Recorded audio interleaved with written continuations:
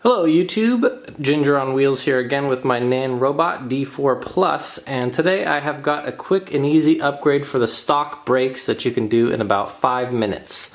This upgrade will give you about 50% more stopping power, and to answer your question already, I have no idea why it was like this from the factory.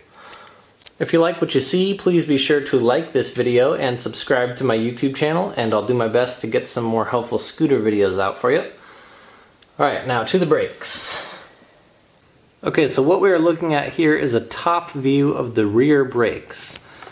Now there's two 5mm bolts that you need to unscrew entirely. There's one here. Sorry, I'm getting in the way. And then there's one over here. So you're going to want to unscrew these bolts entirely. That's step one.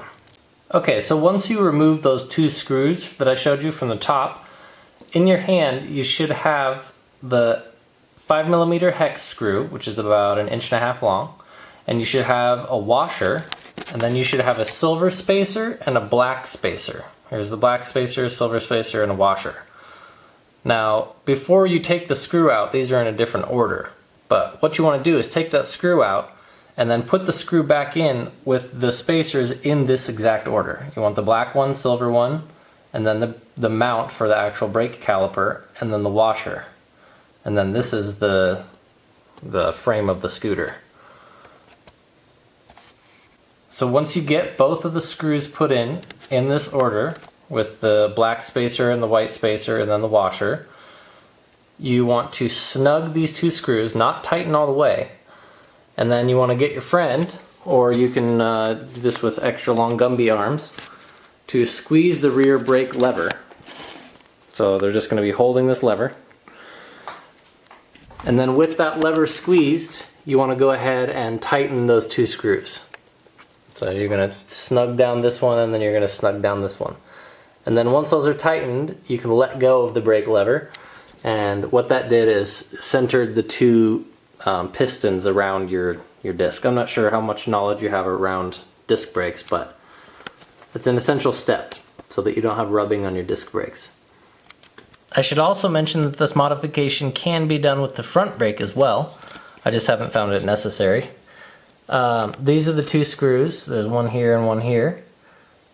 And the brake is mounted sideways on this, on the front compared to the back. So it's the same exact brake, same exact procedure, it's just sideways. There's one thing that you're gonna have to overcome though, and it's this zip tie right here. You have to cut that zip tie, and then when you take this screw out, the only way you'll be able to get the spacers out is if you cut that zip tie first. So cut the zip tie, take the screw out, then you'll get your metal spacer, and then the silver and black spacers are in there behind this cable. And that's it, you're done. Once you have the two screws reinstalled and tightened in that order with the spacers, then your caliper has been lowered about 1/4 inch, and you'll have about 50% more contact with your brake pads on the disc here. You can see this is the wear pattern on my disc after about 150 miles.